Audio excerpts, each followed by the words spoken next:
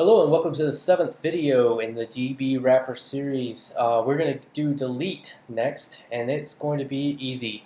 So let's go ahead and jump right in and get started. So we're going to create a new public method called delete,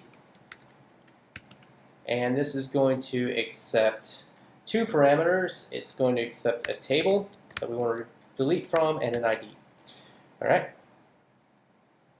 so let's go ahead and put our SQL down. So the way this looks is delete from contacts, and give it a condition where ID is equal to 4.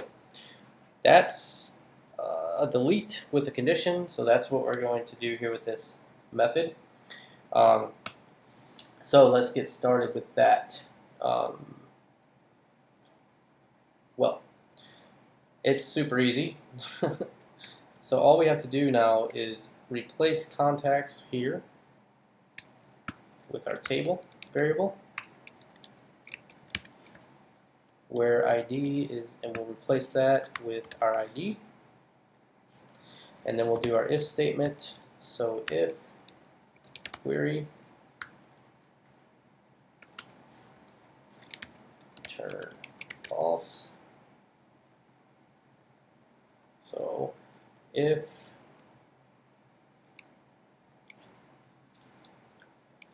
we'll do this a little bit different. We can say if not this,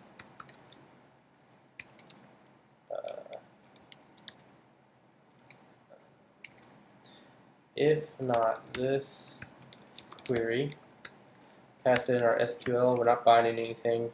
So if not this query error, extra. There we go. Then we will return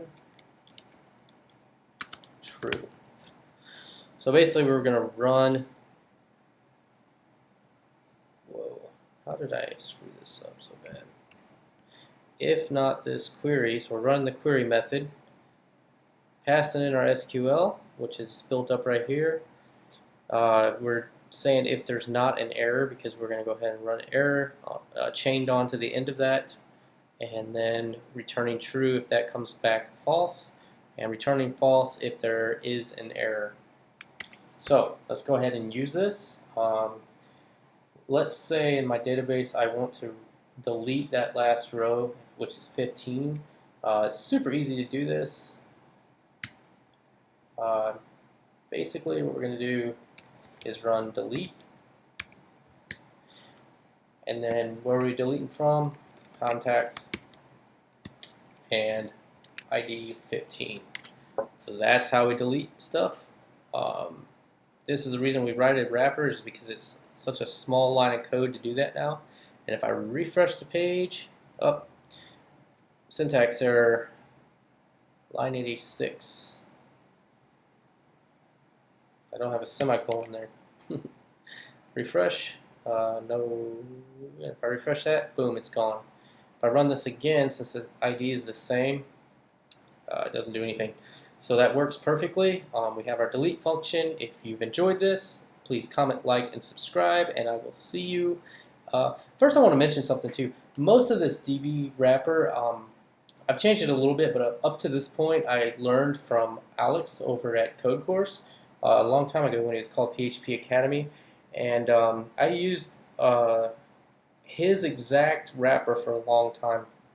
And the reason I decided to make this in series instead of pointing other people to it, which I've done a lot, is coming up I'm going to show you a few more methods that I've created and built upon his wrapper, and I think it's a little more useful within a real-world scenario.